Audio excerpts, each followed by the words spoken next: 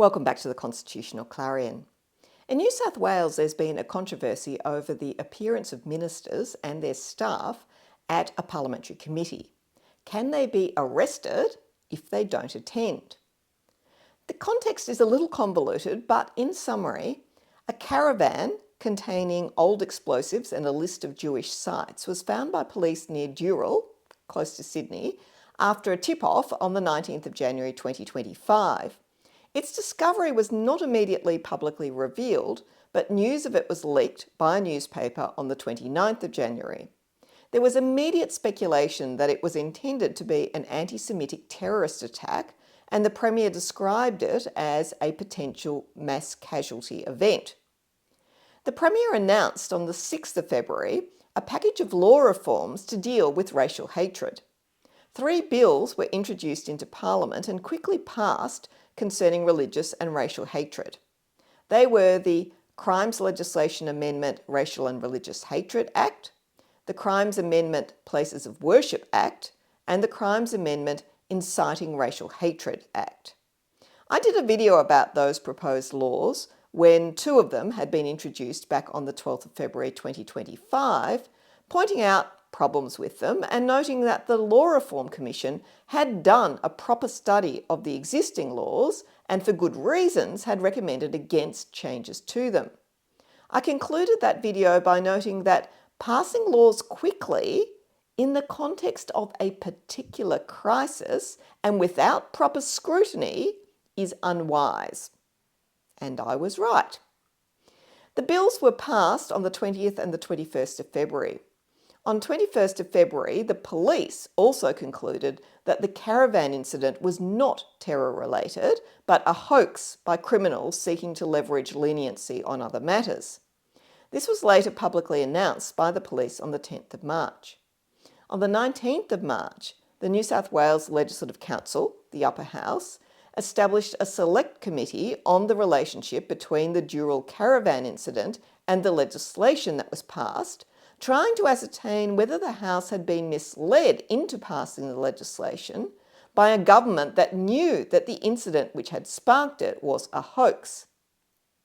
The first point to make is that legislation, particularly legislation with a far-reaching impact on civil liberties, should not be rushed through as a knee-jerk reaction to a single incident.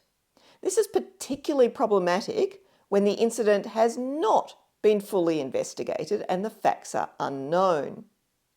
Did the Legislative Council know at the time that it passed the law that the caravan incident could have been a criminal hoax?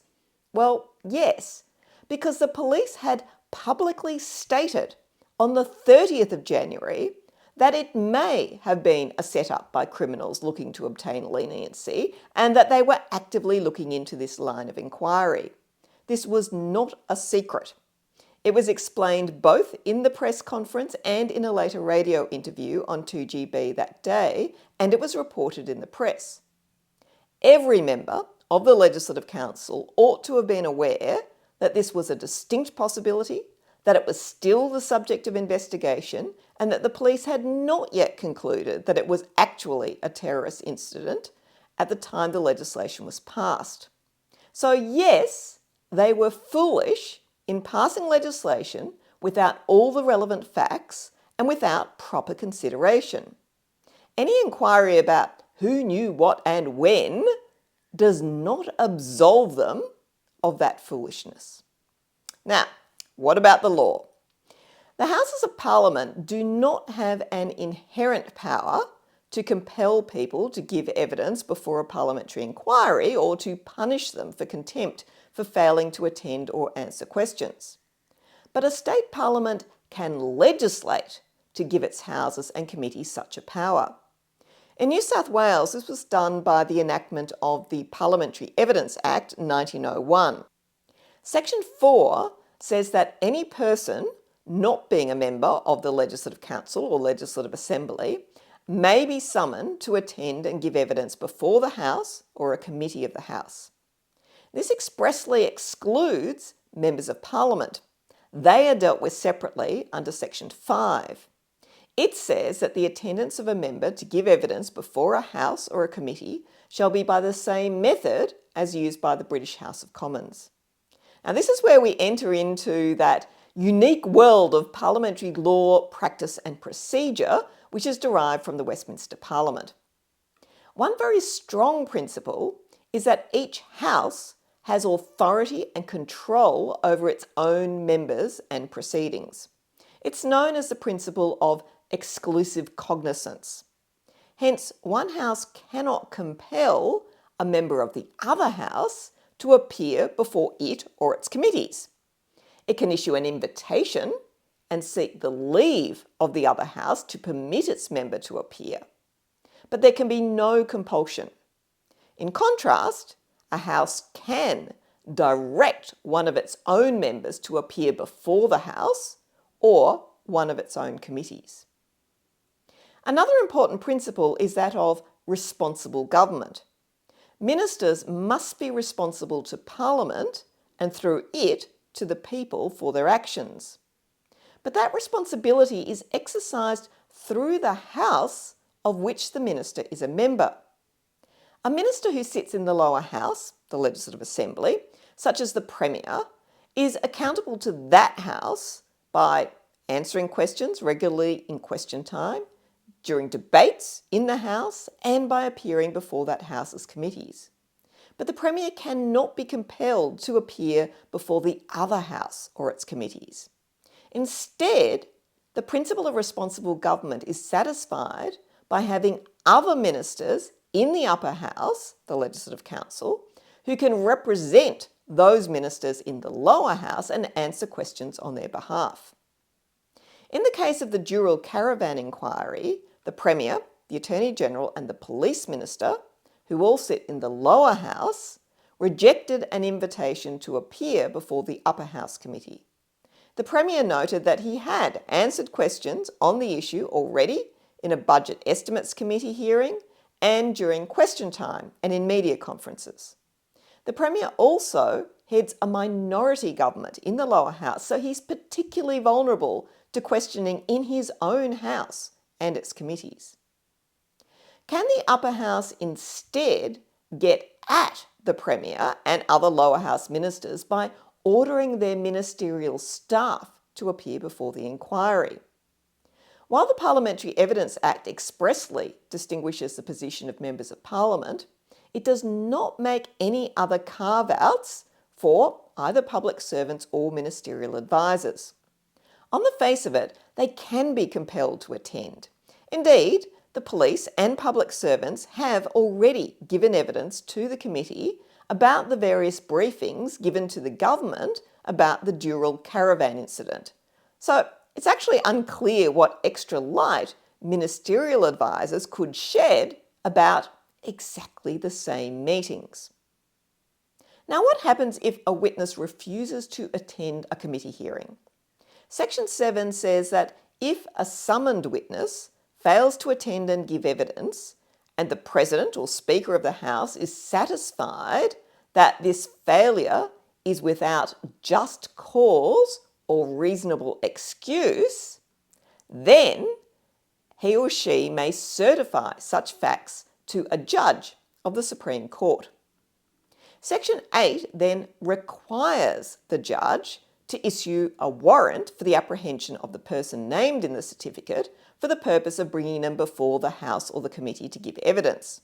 That warrant also gives authority, under Section 9, for the person to be detained in custody so that they can be produced to give evidence. Witnesses are required to give evidence under oath or affirmation. Under Section 11, refusal to answer any lawful question may result in the witness being held in contempt of Parliament. The witness may then be committed into the custody of parliamentary officers and, upon a resolution of the House, sent to prison for a period not exceeding 1 calendar month, as specified in a warrant issued by the presiding officer. Such a punishment is unusual because it's determined by the House and not a court. However, a court would be likely to become involved if any of this process was actually pursued. The first problem is that the role of the judge in issuing the warrant might be challenged on constitutional grounds because the judge has no judicial discretion or decisional independence. The judge is effectively just a rubber stamp for the House. Even if the judge is acting in an independent capacity, which is known in legal parlance as acting persona designata, rather than acting as a judge of the court, the High Court has still held in a case called Wainohu and New South Wales from 2011 that a state legislature cannot confer on a judge a function that is incompatible with the functions of the court on which that judge serves.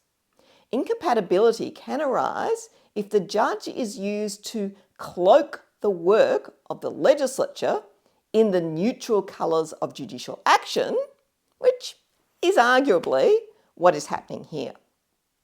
Second, a witness could always argue that he or she had not been asked a lawful question. A lawful question is one that a person is compellable to answer according to established usage of law. This raises complex questions about what kind of common law privileges apply that would permit a person to refuse to answer a question, such as public interest immunity. Constitutional arguments might also be put regarding the exercise of the power to punish by a House rather than a court. In the past, the anomalous punitive powers of the Houses have been upheld, but one can't guarantee that that would be the case in the future in the light of recent jurisprudence on the exclusivity of judicial power to punish. It would certainly be a most interesting case if it ever came to pass, which in itself is one of the reasons that a House might not want this issue to be bowled up to a court. Generally, the Houses, wisely in my view, prefer to keep the courts out of their internal business. Interestingly, Section 13 of the Act makes it an offence for a witness willfully to make any false statement before a committee, with a potential penalty of up to 5 years imprisonment. But in that case, it's a matter for a court to determine, not the House. Even though the Parliamentary Evidence Act does not expressly exclude ministerial advisors, do they have some kind of conventional immunity arising from constitutional principle or precedent? There are different threads to this argument which need to be untangled.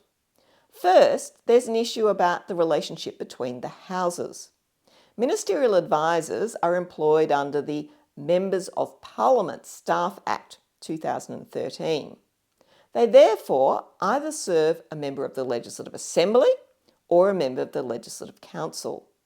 They should not be used by one House as a means of interfering with the business of the other House.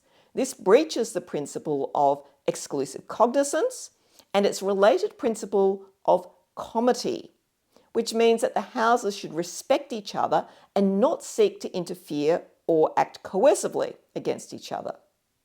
This is particularly relevant in relation to the Dural caravan inquiry because the Legislative Council Committee's initial terms of reference directly encompassed matters concerning proceedings in the Legislative Assembly. When concerns were raised about this, the terms of reference of the inquiry were amended to direct them more towards Legislative Council matters. However, they still contain reference to information provided to Parliament, which of course includes the Legislative Assembly, prior to and during the debate on the bills in the Legislative Council, and statements made by the Executive Government concerning debate on the bills. For this reason, the Legislative Assembly has established its own Privileges Committee inquiry into the implications for exclusive cognisance raised by the Legislative Council's inquiry. Second, there are issues about executive power and ministerial responsibility. It's the ministers who are responsible to Parliament for their executive actions, and it's argued that ministerial advisors should not be used as a proxy for ministers. In some cases, however, this argument does need to be qualified. If a ministerial advisor exercised power without the minister's knowledge or authority, or acted corruptly, or deceived the minister, then there may be good reason to seek accountability before a parliamentary committee because the minister is not able to be fully accountable for the adviser's actions. But this is not what's alleged in relation to this particular inquiry. It's also clear from the inquiry that the advisers were intended to be used as proxies for their ministers. The inquiry chair stated that the ministerial advisers were only summoned because the ministers declined the invitation of the committee to attend. It's a way of getting around the existing provisions in the Parliamentary Evidence Act about ministers, being members of Parliament, only being required to account to their own house. Third, there's an issue about the appropriateness of arresting and imprisoning people who are acting on the orders of their employer, the minister. This is the primary reason why houses at the Commonwealth and the state level have not, in practice, compelled ministerial advisers to give advice. There's a good discussion of the history of the relevant practice in the book Ministerial Advisers in Australia by Yi Fui Ng, published by Federation Press, for anyone who wants to know more about that. But to give one example, during the Children Overboard controversy in 2002 at the federal level, the Labor opposition declined to compel ministerial advisers to appear before a Senate committee. Senator Faulkner asked, "Does anybody really think the Senate would or should jail or fine anybody, let alone government employees who are prohibited from testifying by a decision of Cabinet?" He concluded that he did not want the Senate to be converted into a star chamber and embarking on McCarthyist witch hunts. The Privileges Committee also concluded back in 1994 that it would not be appropriate to impose extreme penalties of a fine or imprisonment on a public servant who is complying with the direction of their minister. The only example of punitive action that I could find in Australia was the Western Australian Legislative Council imposing a fine of $1,500 on a public servant who refused to appear before a parliamentary committee when summoned to do so. I'm not aware of anyone ever having been arrested or imprisoned, particularly under the Parliamentary Evidence Act. So, what's happened so far in the Dural caravan inquiry? At the time of making this video, 5 ministerial advisers had been summoned to appear at a hearing on the 20th of June and had declined to do so. They wrote to the chair of the committee on the 19th of June explaining why and claiming that it gave them a reasonable excuse and a just cause under the Act not to attend. They raised issues concerning the exclusive cognisance of the houses and using ministerial advisers as proxies for ministers. They noted that their personal conduct as ministerial staff was not an issue, and they argued that it would be unjust to expose them to penalties, including jail time, for acting as instructed by their employer. You can see the letter on the Select Committee's website under the Other Documents tab. The committee then issued a press release on Friday the 20th of June stating that it would ask the President of the Legislative Council to seek a warrant for the attendance of these ministerial advisers, for which he would of course have to go to a judge of the Supreme Court. So we will see how that plays out. One final point. If the Legislative Council is genuinely concerned that it inappropriately passed legislation because it was lacking information, surely the better and more appropriate approach would be to have a committee inquiry into the legislation itself, which gives proper scrutiny to that legislation and proposes sensible amendments to it. Now, that would take more work and might produce fewer headlines, but frankly, it's the job of the Legislative Council as a House of Review, isn't it? Thank you once again for watching the Constitutional Clarion, and as always, I look forward to seeing you again next time. Goodbye.